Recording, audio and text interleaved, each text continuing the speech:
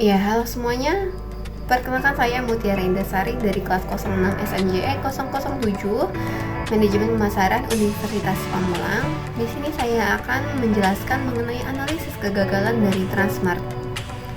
Ya, dapat kita ketahui bahwa Transmart adalah salah satu bisnis yang dikembangkan oleh PT Trans Retail Indonesia yang menyediakan berbagai macam kebutuhan untuk masyarakat dan juga rumah tangga.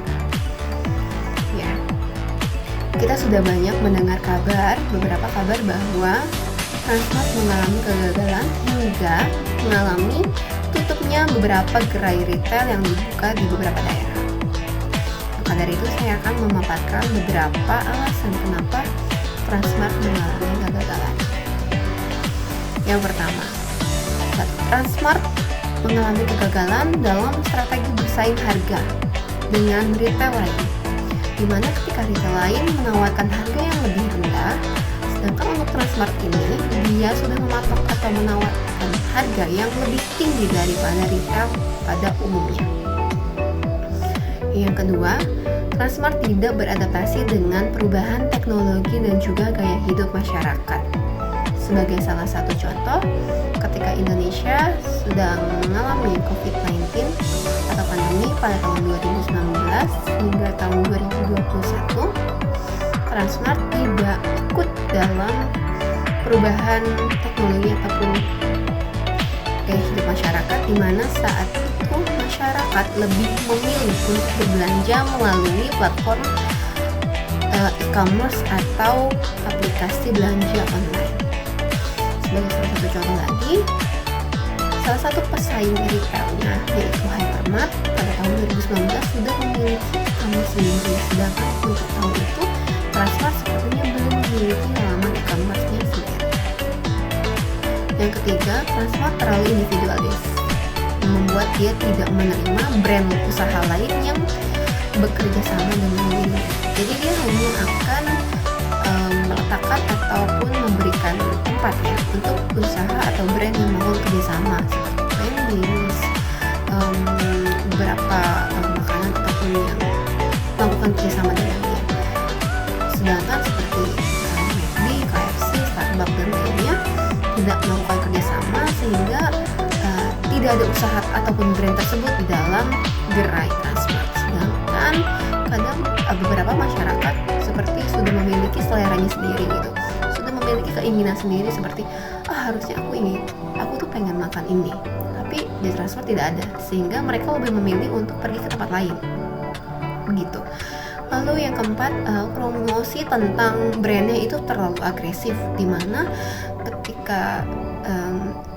kita dapat mengetahui bahwa Transmart ini satu grup dengan Transmedia dan juga Trans Studio. Salah satunya seperti Bank Mega, itu juga masih dalam satu naungan usaha yang sama. Kadang ketika orang datang ke dalam Transmart berbelanja, tapi beberapa pegawai ataupun bagian marketing mungkin ya memasarkan ataupun menawarkan mengenai Bank Mega ini terlalu agresif dan juga membuat orang lain risih. Seperti itu. Yang kelima, banyaknya gerai retail lain yang membuka usahanya sendiri atau retailnya sendiri di beberapa tempat yang dekat dengan kawasan penduduk ataupun perumahan seperti itu dan juga pemukiman, sehingga untuk Transmart yang dibuka di dalam mall ataupun juga di lokasi tertentu itu membuat dia sepi. Sebagai salah satu contoh, Indogrosir ya yang paling banyak kita temukan di beberapa tempat yang dekat dengan pemukiman seperti itu. Yang keenam, pemilihan lokasi yang tidak strategis. Sebagai salah satu contoh, saat ini sudah tutup ya untuk gerai Transmart yang berada di Pamulang, tepat di seberang Pamulang Square. Padahal jelas-jelas sudah diketahui bahwa di depannya, di seberangnya itu sudah ada Pamulang Square. Tapi dia tetap berani untuk membuka usaha di sana.